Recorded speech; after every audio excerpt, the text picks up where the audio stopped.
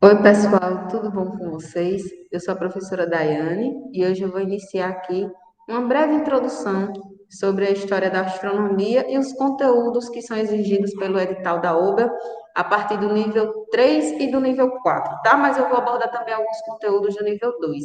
Então, vamos iniciar aqui nosso compartilhamento de tela. Vocês começarem aqui o material. É claro que eu não vou nessa aula falar sobre o slide inteiro, mas eu vou chegar nos pontos principais. Então, primeiro aqui nós vamos falar um pouquinho sobre a história do Big Bang, né? A teoria do Big Bang, ela foi anunciada em 1948 pelo cientista russo naturalizado estadunidense Georges Gamow, tá? E o padre, logo mais depois, o padre astrônomo belga Georges Lamatre, tá? Segundo eles, o universo teria surgido após uma grande explosão cósmica e ele teria aí entre 10 e 20 bilhões de anos.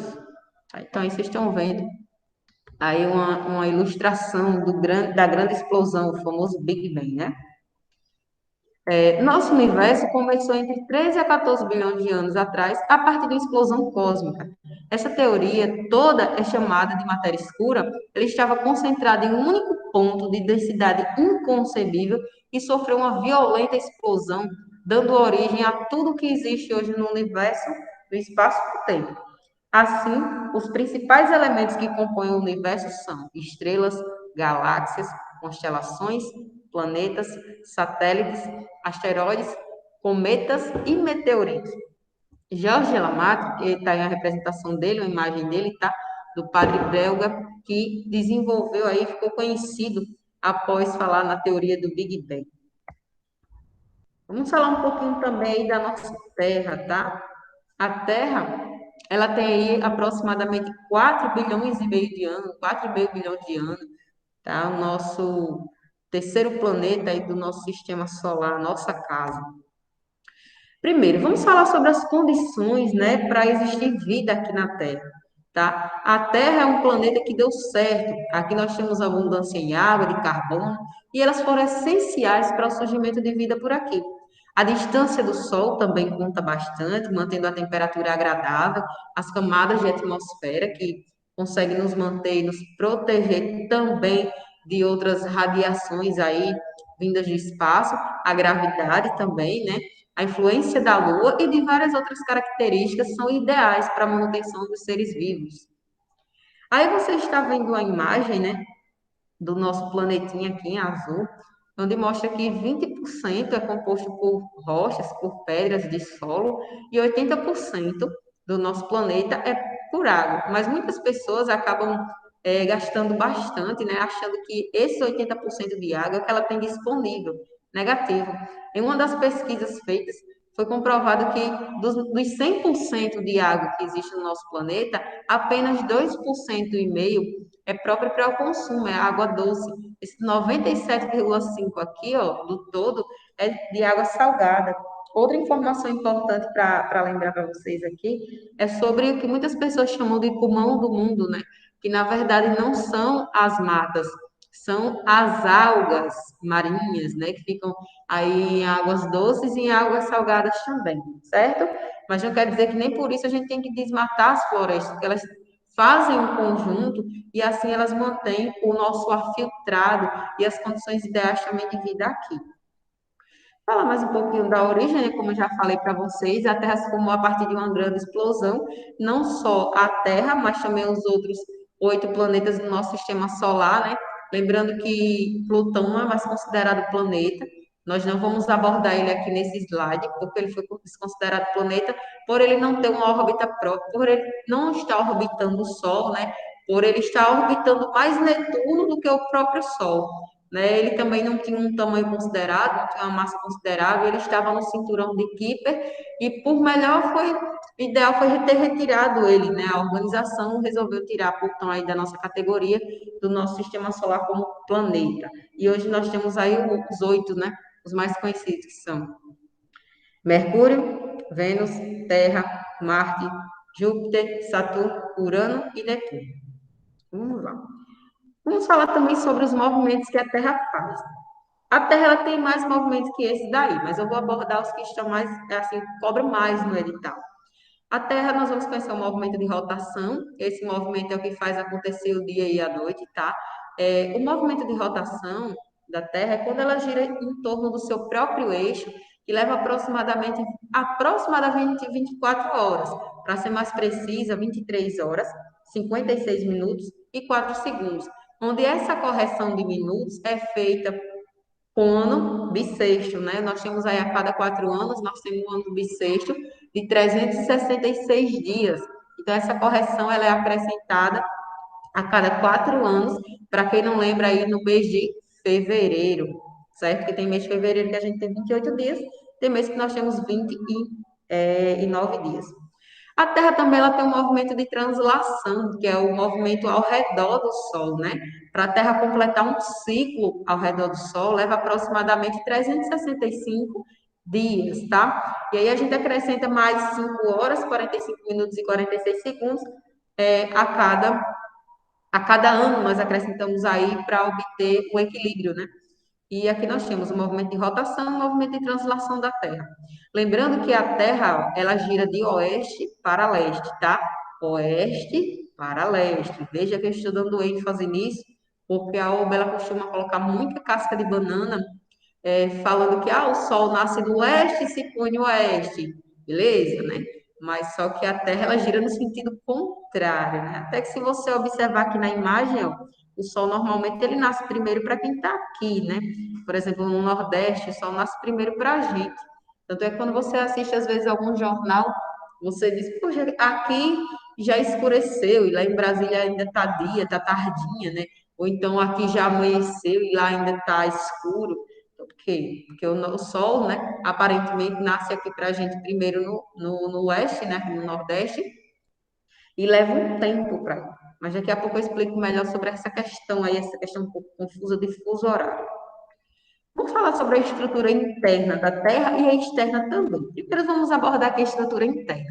A estrutura interna do nosso planetinha, ele tem três partes, ó, que é a crosta, o manto e o núcleo. Existem dois tipos de núcleo, que é o núcleo externo e o núcleo mais interninho aqui, tá bom? E cada vez que você vai descendo, descendo, descendo, a temperatura vai aumentando. Aí muita gente diz, professora, será que tem como mandar uma máquina lá, gente? Você tem noção? Nessa região aqui do manto, é, o metal, ele já está no seu estado líquido, veja, já uns 2.000 graus Celsius. Então, não dá um equipamento para lá para verificar, seria quase impossível, tá? E o núcleo da Terra, ele chega a atingir a maior concentração em 6.000 graus Celsius. Então, tá aí as nossas camadas internas do planeta, certo? Vamos agora às camadas externas. Nas camadas externas, nós temos aqui a troposfera, a estratosfera, a mesosfera, a termosfera, que é onde ficam os satélites de comunicação, né? E a exosfera, onde nós temos aqui a nossa base, os foguetes são lançados também.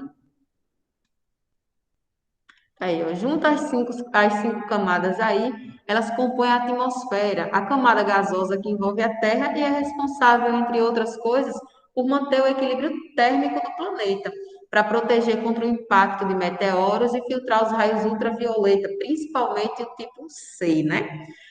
Para quem não lembra aí, o Sol ele manda para a gente aqui, ó, ondas de infravermelho, ultravioleta A, ultravioleta B, que incide mais na atmosfera entre 10 e 4 da tarde, 10 da manhã e 4 da tarde.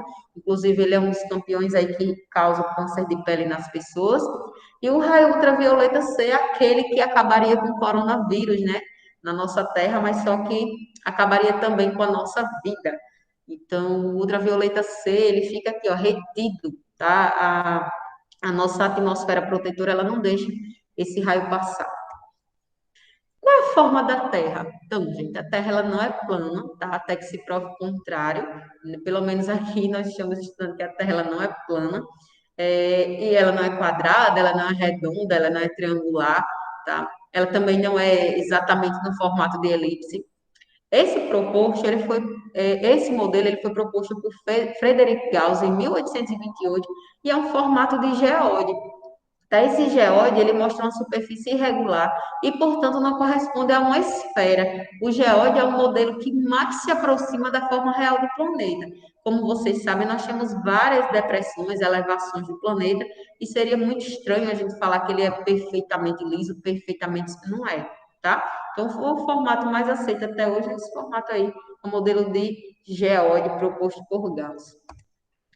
As marés, como que acontecem as marés, né?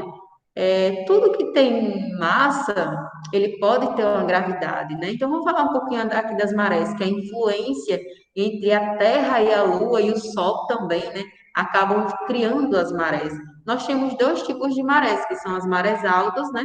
E as marés baixas, maré alta e maré baixa. Durante as 24 horas, acontecem quatro marés, uma alta, uma baixa, uma alta, uma baixa, tá? Então, vamos dar uma olhadinha aqui nessa imagem, que fica bem mais fácil você olhar essa segunda imagem aqui, ó. Desse lado aqui que eu tenho a Lua, essa aqui, essa parte está representando aqui a maré alta. Então, acontece a maré alta simultaneamente no planeta duas vezes. Então, aqui, ó, está acontecendo a maré alta e aqui também acontece a maré alta. Já que a 90 graus de onde está posicionada a Lua, vai estar acontecendo a maré baixa e maré baixa também. Tá vendo? Fica bem mais fácil de entender assim. Aqui também está uma animação, né, mostrando para você aí que por onde a Lua passa, ela vai puxando aqui, né? É como se ela fosse puxando por onde ela passa, vai puxando a maré, vai puxando as ondas também, para ter maré alta.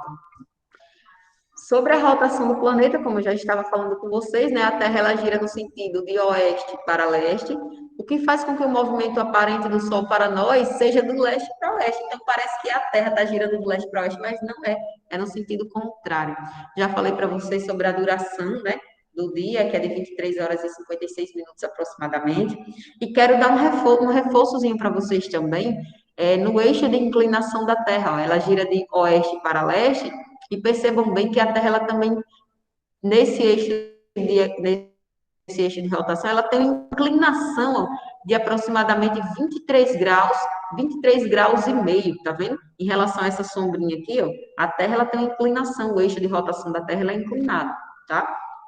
E é justamente pela inclinação da Terra é que acontecem as estações do ano aqui. Eu também vou abordar ainda nessa aula. Então, se você perceber aqui, ó, veja que o Trópico de Câncer, né, tá aqui nessa região do hemisfério norte, aqui está a região do hemisfério sul, aqui é o Trópico de Capricórnio. O Trópico de Câncer, ele está recebendo mais raios solares, ele recebe mais energia, ele recebe mais luz, enquanto aqui no Trópico de Capricórnio, no hemisfério sul, ele recebe menos luz. Então, o que é que vai estar acontecendo aqui? Ó? Como essa região está mais inclinada para o Sol, aqui vai estar acontecendo a estação do verão, e nessa aqui embaixo vai estar acontecendo a estação do inverno. E, por coincidência, aqui no Brasil, nós estamos nos aproximando também do inverno, né?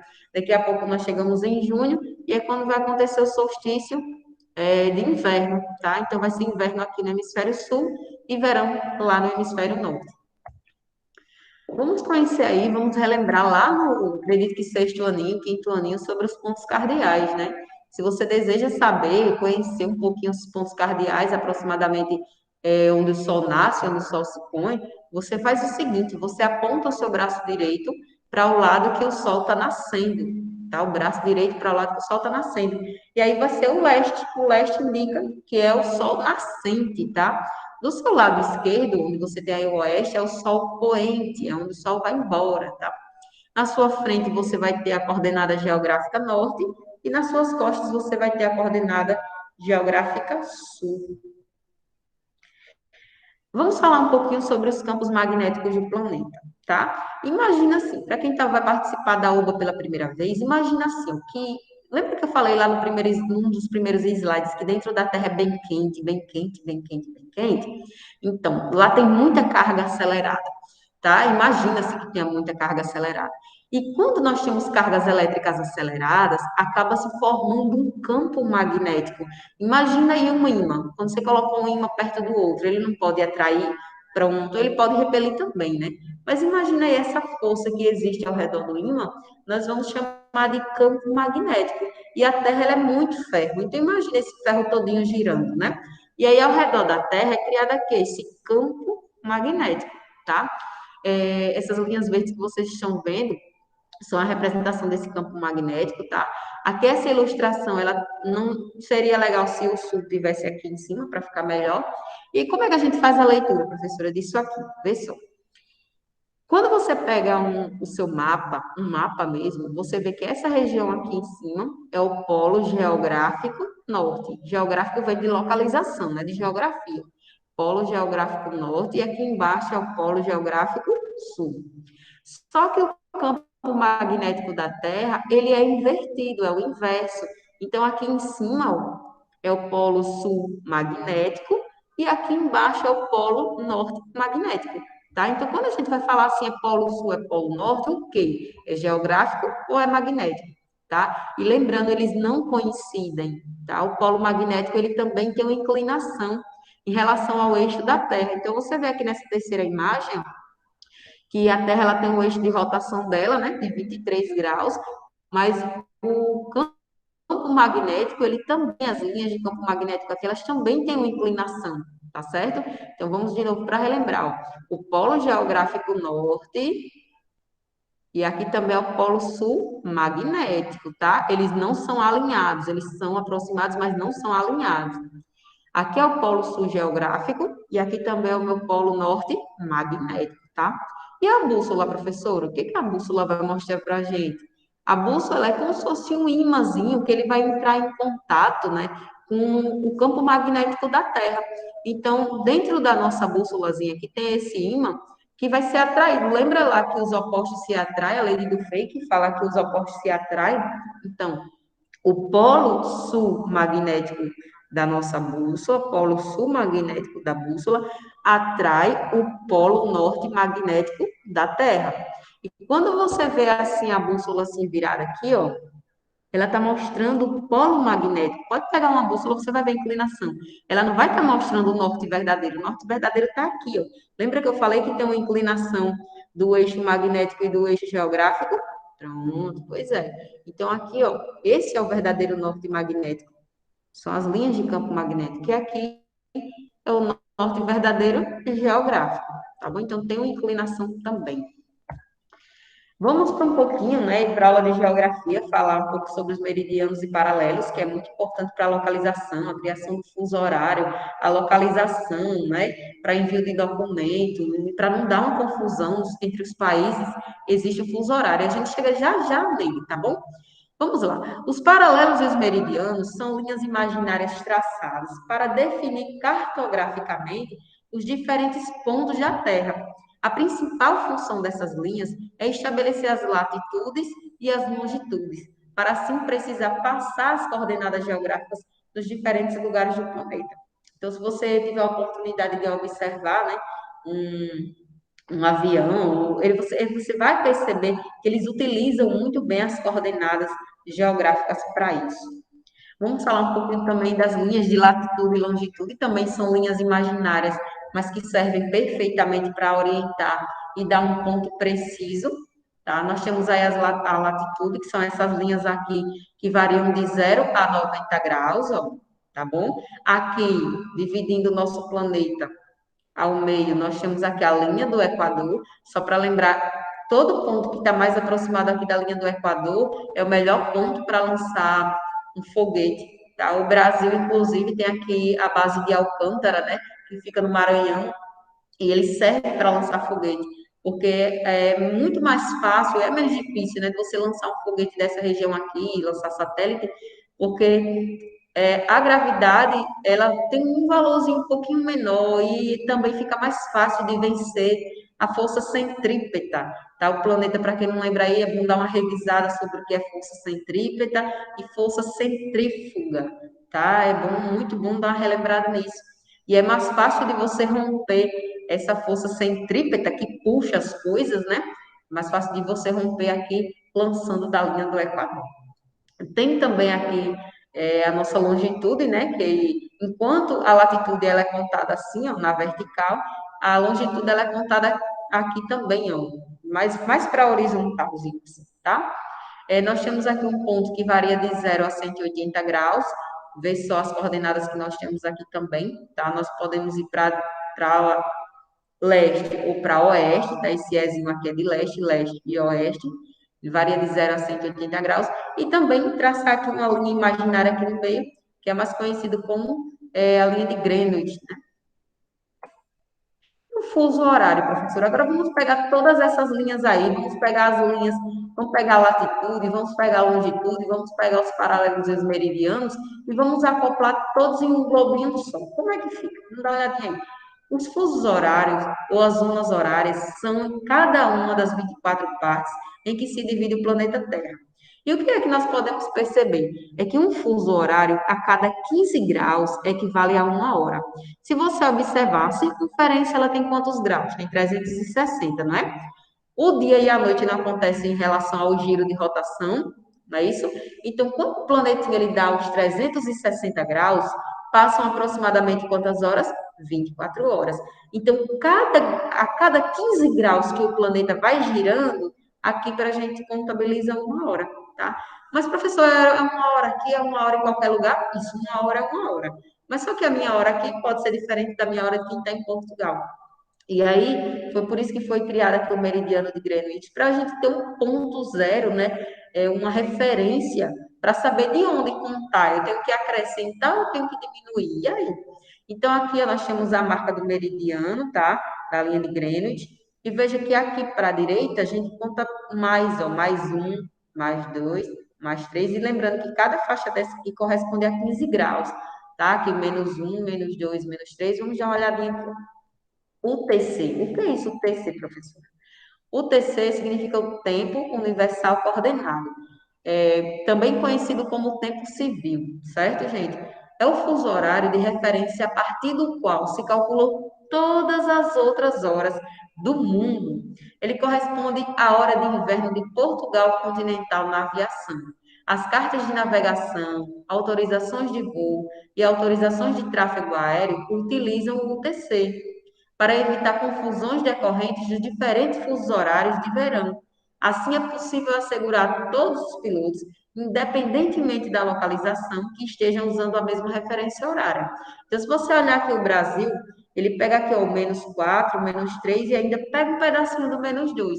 Então, se nós desejamos transformar o nosso horário aqui do Brasil para o UTC, então nós vamos, ó, se aqui é menos, um exemplo, pegar um exemplo aqui é -3 e quero converter, então eu vou colocar -3 mais, vou somar, né? Vou colocar aqui, ó, -3 mais 3. Um exemplo, é exatamente aqui 1h30 da tarde. Então eu vou ter que acrescentar 3 horas, que é para poder chegar aqui, ó, tá? Então vamos lá, ó. 1h30, 2h30, 3h30, 4h30. Então, seria 4h30 no horário aí UTC, certo? Vamos falar um pouquinho da Lua? A Lua é o nosso único satélite natural, tá? Satélite natural da Terra e o quinto maior do sistema solar.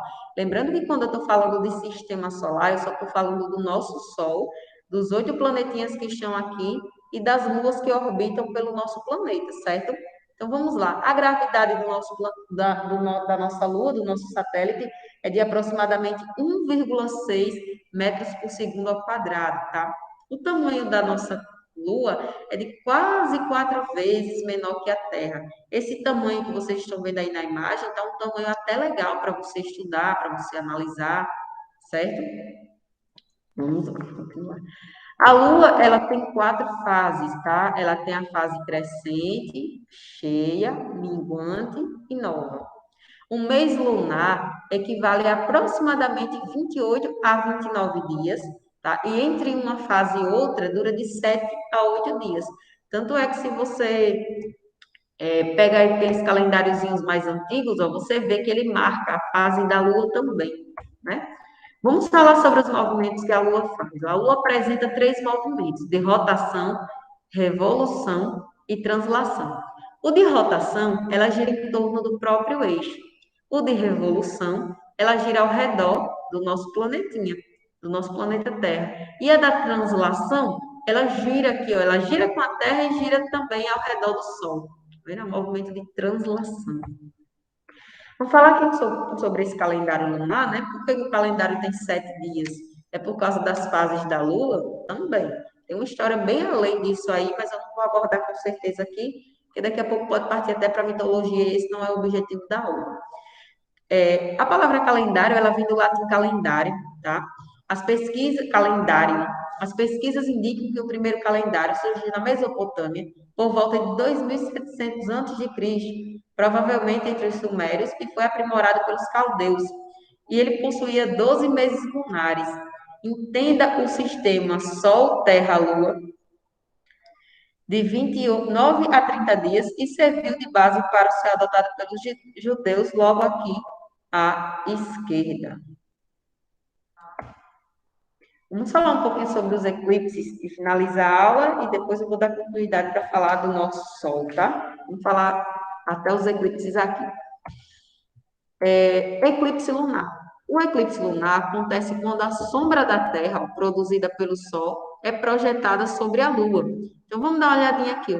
Para acontecer esse eclipse lunar, nós temos que ter aqui o alinhamento do Sol, da Terra e da Lua. Então, veja, quando está acontecendo um eclipse lunar, o que é que você vê? Você vê uma sombra, né? Cobrindo a Lua. É exatamente a sombra da Terra sendo projetada na Lua. E aí que acontece o eclipse lunar. Tem dois tipos de eclipse lunar, que é o eclipse lunar umbral, tá? E o penumbral, que é quando a Lua está aqui, exatamente nesse ponto aqui, é chamado de umbral. Você vai ver o eclipse total, totalmente a Luazinha fica bem coberta. E o umbral, perdão, penumbral, é quando a Lua está nessa região aqui mais clara, ó. Umbra significa a parte mais escura. E penumbra significa uma sombra também, porém a sombrinha aí ainda mais clarinha, tá? Pode acontecer esses dois tipos de eclipses lunares aí. E o eclipse solar, lembrando, vamos falar do alinhamento, é Sol, Terra, Lua. Agora vamos falar aqui para finalizar sobre o eclipse solar.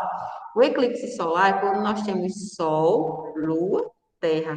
Tá? Aqui no planeta Terra, pelo menos no Brasil, vai demorar um pouquinho ainda para a gente ver outro eclipse desse. Tá? O eclipse solar é um fenômeno que ocorre quando a Lua se interpõe entre a Terra e o Sol, ocultando total ou parcialmente a sua luz numa estreita faixa terrestre. Então, por isso que é muito raro acontecer, porque como a Lua ela é pequenininha, ó, tem que coincidir esse alinhamento com quem vai estar aqui no planeta Terra.